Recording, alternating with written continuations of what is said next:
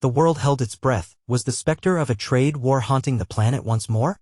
As soon as Donald Trump triumphantly returned to the Oval Office in January 2025, he promptly resumed his tough trade policies, targeting key economic partners, primarily China. As early as February 1, 2025, executive orders were signed imposing 10% tariffs on all imports from China, scheduled to take effect on February 4, 2025. The administration explained this move by citing national security concerns and accusations of unfair trade practices by China.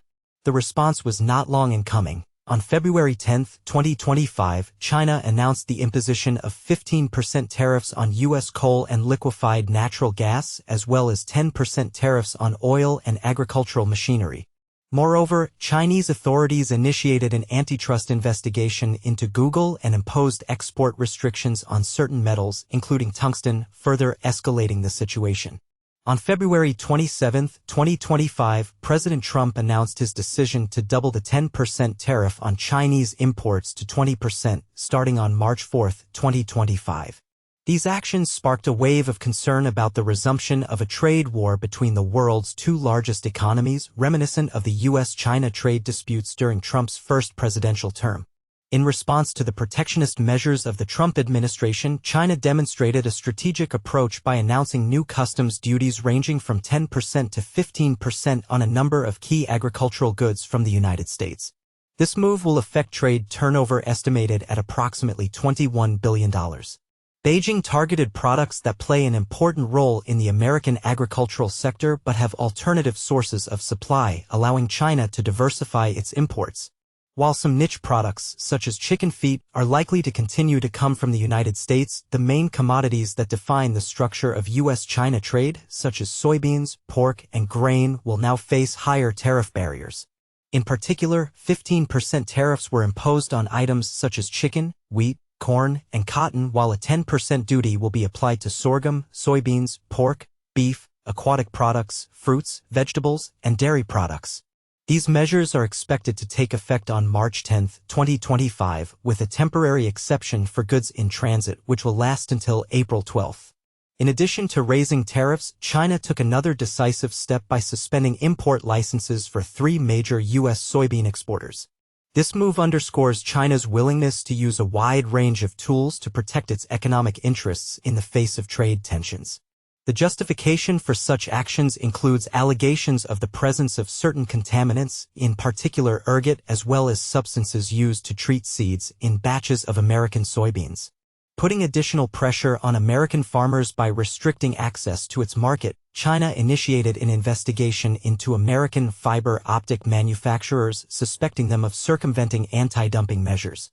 In addition, export and investment restrictions were extended to 25 American companies, many of which are engaged in strategically important sectors of defense technology. Such steps serve a dual purpose: to punish American business and to prevent further leakage of technologies that could harm China's national security. In response to growing pressure, China is carrying out a large-scale diversification of import sources, seeking to gradually eliminate its dependence on the United States. In the face of escalating trade tensions and unpredictable U.S. policies, Beijing has stepped up efforts to strengthen economic ties with Canada, Europe, South America, and the BRICS countries, seeking to ensure the stability of supplies of key goods and raw materials in the long term. In a changing global trade environment, Canada is taking decisive steps to diversify its energy markets, turning its attention to the East. Recent policies of the United States, marked by the introduction of tariffs on imports of Canadian oil and gas, have prompted Canadian producers to seek alternative destinations for their products. In this regard, China is emerging as a strategically important trading partner, and strengthening bilateral energy ties is becoming a priority for both countries. The U.S. decision to impose a 10% tariff on Canadian oil and gas imports, which came into force in March 2025, has become a catalyst for Canada to rethink its export strategy.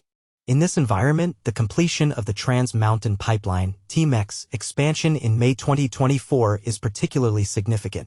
This large-scale project has almost tripled the pipeline's capacity from 300,000 to 890,000 barrels per day and has given Canada direct access to Asian markets via the Pacific coast.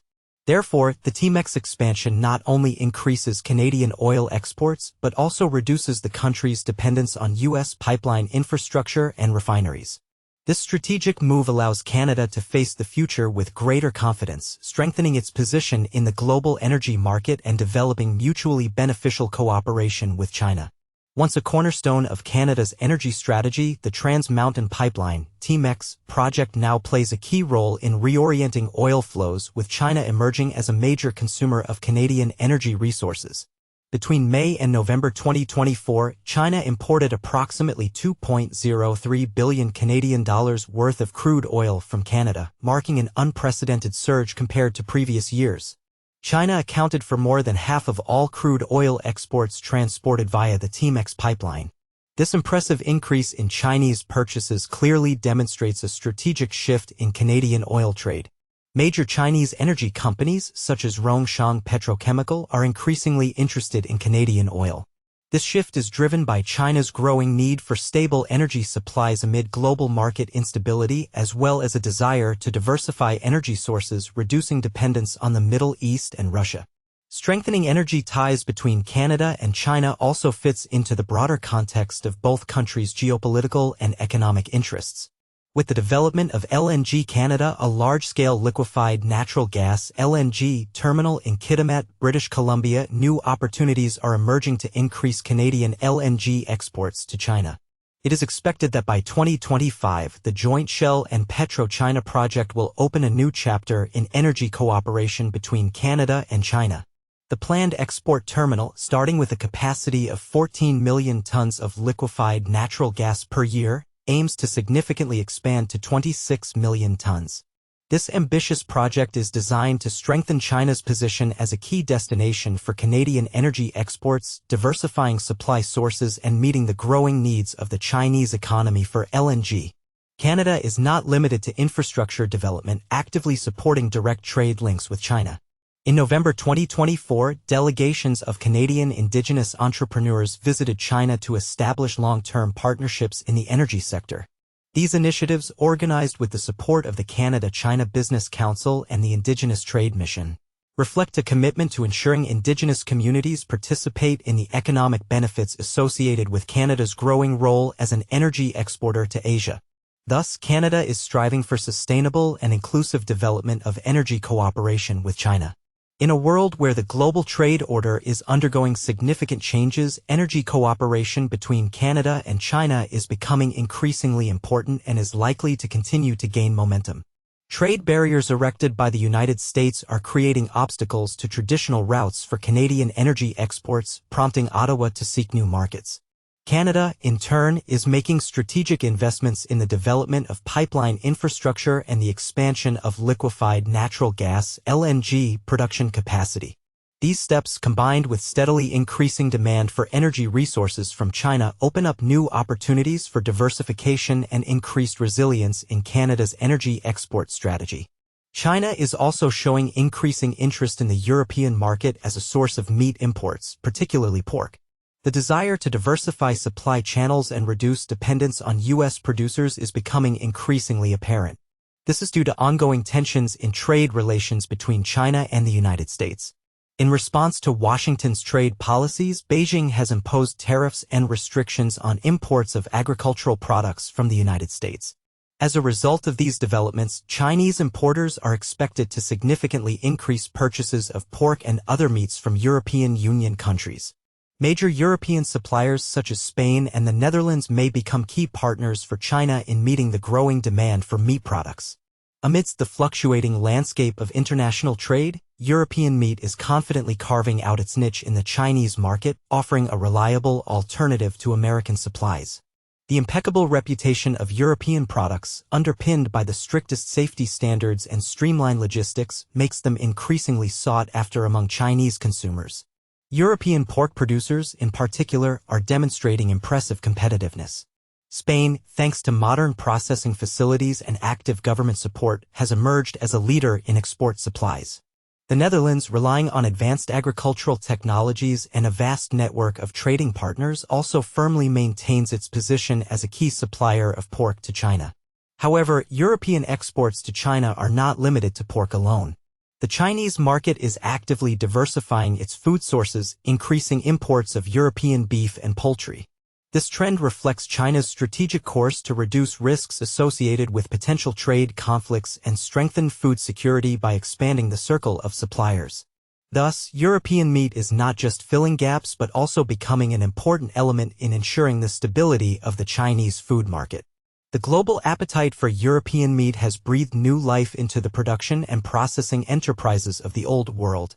Driven by ambition, European exporters aim to strengthen their positions in the Chinese market where a fierce battle for consumers is unfolding. The uncertainty surrounding trade relations between the United States and China plays into the hands of European producers who are ready to secure their role as the main suppliers to the Middle Kingdom. This tectonic shift in global trade underscores the growing importance of the European Union in satisfying China's appetite, whose demand for high-quality meat products is steadily increasing. China, in turn, is showing commendable foresight by diversifying its import sources.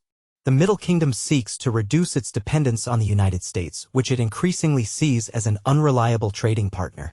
The reason for this is the escalation of tariff wars, disruptions in supply chains, and growing geopolitical tensions that cloud the horizons of bilateral relations. In the face of increasing tension in the global trading arena, especially following the United States' imposition of new tariffs on Chinese goods, the People's Republic of China is taking active steps to strengthen economic ties with South America and the BRICS countries. The South American continent is becoming one of the key beneficiaries of this diversification strategy, transforming into a major supplier of agricultural products and mineral resources for the Chinese economy. In 2023, trade between China and Latin American and Caribbean countries reached an impressive $489 billion. China's imports from this region totaled $243 billion, a 4.9% increase compared to the previous year. Raw materials make up the bulk of these imports. About 70% of goods supplied from Latin America are soybeans, crude oil, and copper. Notably, just 4 countries, Brazil, Chile, Peru, and Venezuela, account for 90% of these exports. These states have strengthened their trade ties with China as demand for their natural resources continues to grow steadily. China's trade relations with Brazil, its largest partner in South America, have become particularly important. Total bilateral trade between these countries reached $165.7 billion in 2022, an 8.1% increase from the previous year. In recent years, China has taken decisive steps to diversify its economic ties, seeking to reduce its dependence on the United States in key sectors. One of the most striking examples of this reorientation has been the significant increase in purchases of Brazilian soybeans, a strategically important commodity that was traditionally imported in large quantities from the U.S. The start of the trade confrontation between China and the U.S. in 2018 served as a catalyst for finding alternative sources of supply. Brazil quickly took the place of the main partner, and by 2023, exports of Brazilian soybeans to China had reached impressive levels, accounting for more than 60% of the country's total soybean imports. This shift clearly demonstrates China's long-term commitment to economic independence from American agricultural products. In addition to agriculture, China is actively diversifying its energy sources. In 2024, crude oil imports from Russia reached a record 108.5 million tons, a 1% increase from the previous year, solidifying Russia's status as the largest supplier of energy resources to China.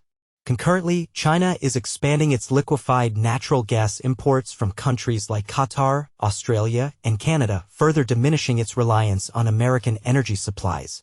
Strengthening ties with BRICS nations has become another crucial element of China's economic diversification strategy. In the first quarter of 2024, trade between China and BRICS countries reached 1.49 trillion yuan, marking an impressive 11.3% year-on-year increase. These figures demonstrate the growing role of BRICS in China's economic strategy and its commitment to building more balanced and sustainable international partnerships. Within the BRICS framework, the People's Republic of China is actively developing economic ties with India and South Africa, with a particular focus on energy, automotive manufacturing, and machinery. As BRICS promotes trade mechanisms alternative to the US dollar, China is increasingly transitioning to settlements in national currencies, which contributes to isolating the Chinese economy from the financial influence of the United States. The premise for these changes is a long history of U.S.-China trade disputes, gradually pushing Beijing to reduce its dependence on agricultural imports from the U.S. Since the initial rounds of tariff implementation during Donald Trump's presidency, China has taken a series of steps aimed at mitigating the impact of the American market. Since 2018, when Beijing first imposed high tariffs on American soybeans, beef, pork, wheat, and corn, exports of American products to China have steadily declined. Shipments of agricultural goods from the U.S. have fallen from record levels, while China has diversified its import sources, turning to countries such as Brazil and Argentina. The first signs of tectonic shifts in global trade were manifested in the changing structure of Chinese soybean imports. Until recently, the United States was a key supplier of this strategically important product, meeting about 40% of China's needs in 2016. However, by the beginning of 2024, the situation had changed dramatically. The share of American soybeans had plummeted to 18%, giving way to Brazilian products, whose triumphant rise is astonishing. From 46% to 74%. This metamorphosis is due to a number of factors. Brazilian farmers have been able to offer more competitive prices, facilitated by both favorable weather and devaluation of the national currency. But one should not forget the political backdrop. The recent increase by the United States of import duties on Chinese goods to 20%, as well as the introduction of 25% tariffs on imports from Canada and Mexico, did not go unanswered. Beijing reacted quickly and precisely, demonstrating an ability to calculate the consequences of its actions. These steps should be seen as part of a carefully calibrated strategy aimed at minimizing the dependence of the Chinese food market on American supplies and strengthening alternative trade ties. Such a strategic maneuver is fraught with serious consequences for American farmers, global trade flows, and long-term geopolitical alignments. China's diversification of agricultural sources is having an increasingly significant impact on the U.S. agricultural sector, triggering a chain reaction in international markets. Despite ongoing tensions in trade relations, China remains the largest consumer of American agricultural products, importing approximately $29.25 billion worth of goods in 2024. However, Beijing's decision to raise tariffs on agricultural products imported from the U.S., as well as its targeted efforts to develop alternative trade ties, put American farmers in a vulnerable position. As history shows, previous rounds of mutual trade restrictions between Washington and Beijing have already led to multi-billion-dollar losses in export revenue, with sectors such as soybean farming, pig farming, and the dairy industry bearing the brunt of these shocks. If the current trend continues, American agricultural exporters may face a sustained decline in profits, making it difficult for them to compete with China's new, more preferred suppliers. For American agricultural exporters, the ongoing shift requires a fundamental rethinking of trade strategies. As demand from China weakens, American producers may need to reorient themselves toward new markets in Southeast Asia, Africa, and India to offset revenue losses. Nevertheless, exploring these horizons presents a number of challenges, both logistically and economically. Often, the purchasing power in these regions leaves much to be desired, forcing American corporations to reconsider their pricing and marketing approaches, developing new strategies. Moreover, successful adaptation to dynamically changing consumer demands will require flexibility in supply chain management. This may mean creating entirely new distribution networks, revising existing trade agreements, and even modernizing production processes. That brings us to the end of today's broadcast. Thank you for being with us. We sincerely appreciate your attention and interest in our work. If you found something useful or inspiring in our content, be sure to show your support by liking and subscribing to the channel to stay updated on our new publications. Your support is our main motivation. And of course, don't miss the opportunity to check out other interesting videos on our channel, one of which you can see on the screen right now.